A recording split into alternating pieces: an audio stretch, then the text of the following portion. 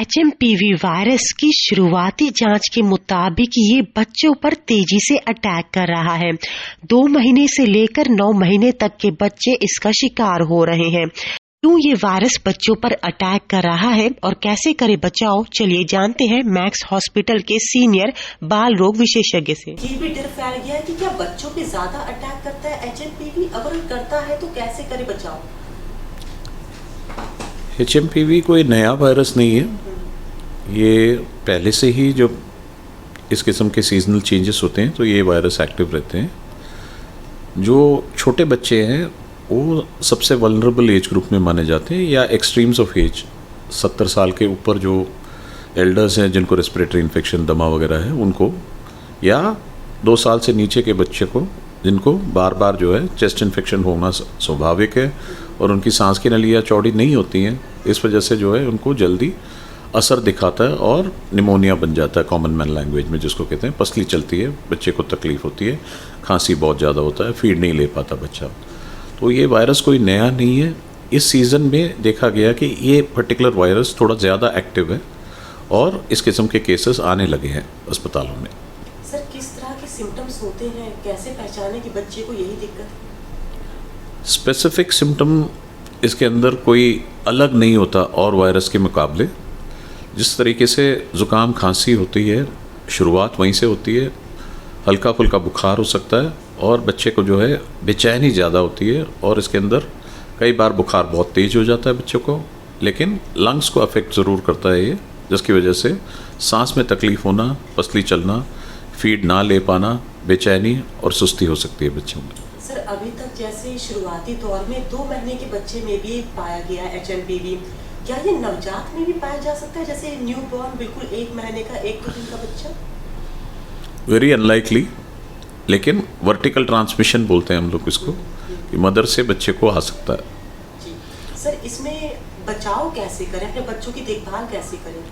आमतौर पे ये देखा जाता है कि घर के अंदर जो है बड़ा बच्चा होता है जो कि स्कूल गोइंग एज ग्रुप में होता है, जो सोशली एक्टिव होता है, बाहर जाके खेलता फिरता है, तो उस बच्चे के माध्यम से ही घर पे इतने छोटे बच्चे, नवजात शिशु को या 1 साल से नीचे वाले शिशु को इस किस्म की इन्फेक्शन आ पाती है। तो किसी को भी अगर घर में ज़ुकाम खांसी के लक्षण हो तो इतने छोटे बच्चों से दूर रहें, और एल्डर्स के लिए भी ये खतरनाक हो सकता है। तो उस एज ग्रुप वालों को हमेशा जो है प्रोटेक्शन लेना चाहिए। इतने छोटे बच्चे को मास्क नहीं पहना सकते, तो जिनको तकलीफ़ है वो मास्क पहने और बच्चे के कांटेक्ट में ज़्यादा ना आए। सर, इस मामले में बच्चों का ट्रीटमेंट कितना लंबा चलता है और किस तरह का ट्रीटमेंट होता है?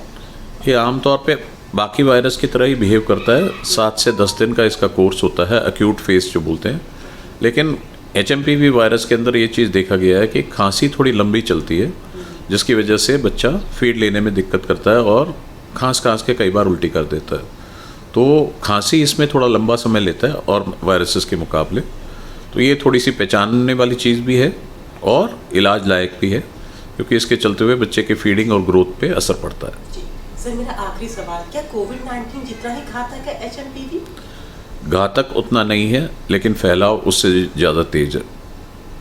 स्प्रेडिंग इसकी तेज है? Spreading is much faster, but at the same time we don't have reports of too much mortality. Morbidity is a little prolonged. लंबे टाइम तक खांसी रहती है, लेकिन अभी तक एटलीस्ट जितने भी हमने केसेस देखे हैं उनमें रखरखाव और देखभाल से अच्छे परिणाम मिलते हैं। सर, क्या HMPV भी जानलेवा है? ज़रूरी नहीं है कि जानलेवा। अगर हम शुरुआत में अनदेखी करते हैं तो ये किसी भी वायरल निमोनिया की तरह घातक हो सकता है। सर, मेरा आखिरी सवाल, अगर मेरे सवालों में कोई जवाब ऐसा ना रहा हो जो आप बताना चाहें, कुछ और HMPV से जुड़ा हुआ, तो आप जानकारी साझा कर सकते हैं सर। क्योंकि अभी हमारे पास अच्छे टेस्ट जो सस्ते अवेलेबल है ऐसा उपलब्ध नहीं है, तो बचाव ही इससे सबसे अच्छा तरीका है। जो हमने बचाव के लिए तौर तरीके अपनाने चाहिए, हमें ज़रूर अपनाने चाहिए, और ख़ास करके पोल्यूशन से दूर रहें, इस किस्म के वातावरण से दूर रहें जहाँ पे इन्फेक्शन हो सकता है। छोटे बच्चों को खास करके रखरखाव जो है उनका बेहतर होना चाहिए, बचाव उसी से होगा, ताकि आगे चल के उनको दिक्कत ना हो। बीमारी बढ़ती है तो कई बच्चों को वेंटिलेटर ज़रूर पड़ता है, तो महंगे इलाज हैं जो कि वहाँ तक पहुँचने तक अगर हम रोक लेते हैं तो अच्छा देखभाल कर सकते हैं बच्चों का। दिल्ली से अंजलि सिंह राजपूत की रिपोर्ट, लोकल 18।